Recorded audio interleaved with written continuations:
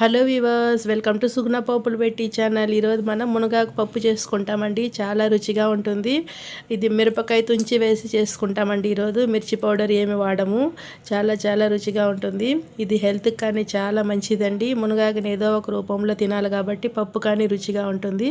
ఇది ఎలా చేయాలో చూస్తామా మరి. ముందుగా ఇట్లా కందిపప్పు తీసుకున్నానండి, కుక్కర్లో వేసుకున్నాను. 1 కప్పు పప్పు తీసుకున్నానండి. అందులోకి నీళ్లు వేసుకొని బాగా ఒక 2-3 సార్లు పప్పును బాగా కడిగేసుకుంటాము.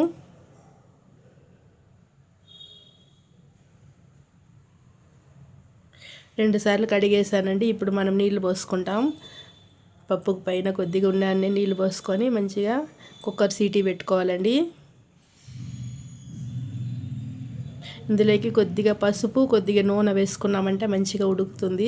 నూనె వేసామంటే పొంగకుండా ఉడుకుతుంది. 1 స్పూన్ అంతా ఆయిల్ వేసాను. ఇది మూత పెట్టుకొని 3 సీటీలు రప్పించుకుంటామండి.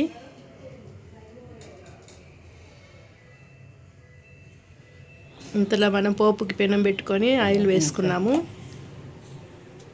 నూనె బాగా కాగింది. నూనెలోకి ఆవాలు, కొద్దిగా జీలకర్ర వేసుకుంటాం. బాగా చిటపట్లాడుతున్నాయండి. ఇప్పుడు మిరపకాయలు కానీ వేసేసుకుంటాం. ఎండు మిరపకాయలే అండి మన కారం ఈ పప్పుకి. దానికని ఒక 5-6 మిరపకాయలు ఇట్లా తుంచి వేసుకున్నాను.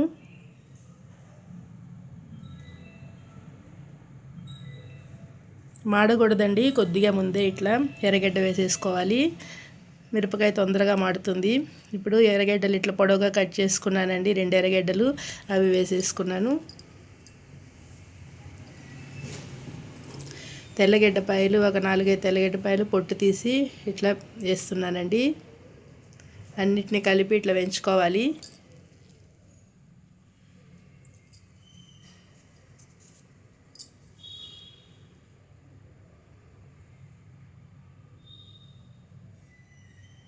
ఇప్పుడు పప్పు కానీ బాగా ఉడికిందండి. మరీ మెత్తగా వద్దండి, కొద్దిగా ఇట్లా పప్పు ఉంటే బాగుంటుంది. ఇప్పుడు ఎర్రగడ్డలలోకి ఉప్పు వేసుకుంటాము.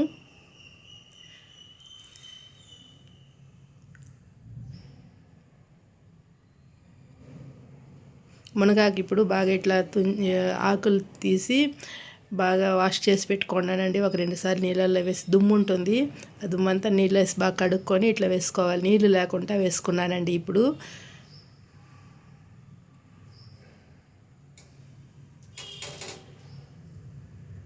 కొద్దిగా ఇట్లా వాడ్చుకున్నామంటే మనకి బాగా పసువాసన ఉండదండి.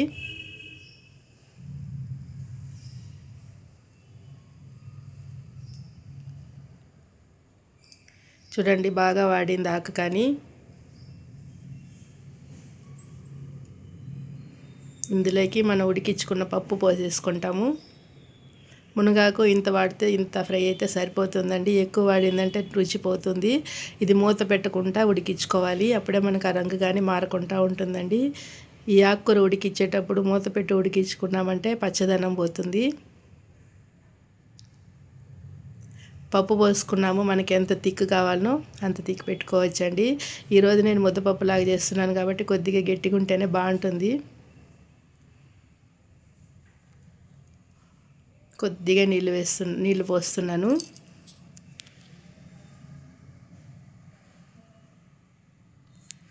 ఇది మూత పెట్టుకుంటా ఇట్నే ఉడికించుకుంటామండి. ఒక ఉడికిందంటే మనకి పప్పు రెడీ అయిపోతుంది. ఉప్పు చూస్తున్నారండి మా వారు. ఉప్పు కొద్దిగా వేసుకుంటున్నాం.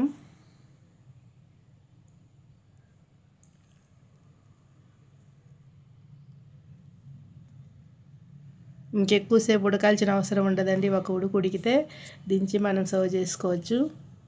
వేడివేడిగా మునగాకు పప్పు రెడీ అయిపోయిందండి.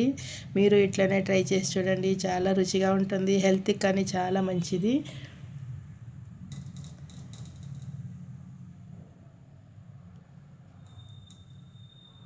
చూడండి, చూస్తుంటేనే ఎంత బాగుంది కదా. గట్టిగా ఈ పులుసు ఇట్లా గట్టిగా ఉంటేనే బాగుంటుందండి.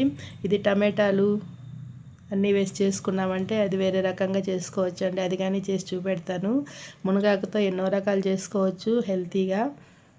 ఇప్పుడు అన్నం కానీ తెచ్చేసుకున్నానండి. మజ్జిగ మిరపకాయలు తెచ్చి పెట్టుకున్నాను. దీనికి మజ్జిగ మిరపకాయకి మునగాకు పప్పుకి చాలా బాగుంటుంది కాంబినేషను. అప్పలాలు కానీ బాగుంటాయండి. వడియాలు అప్పలాలు ఏదైనా బాగుంటాయి. ఇప్పుడు వచ్చేసి ఆకు పప్పు ఎక్కువ పెట్టుకొని అన్నం కొద్దిగా తిన్నామన్నా మనకి కడుపు నిండిపోతుందండి.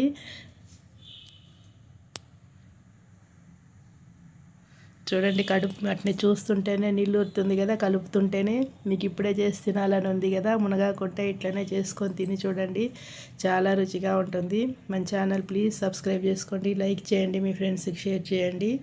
నేను ఈ మునగాకు పప్పుతో ఎంజాయ్ చేస్తానండి. మీరు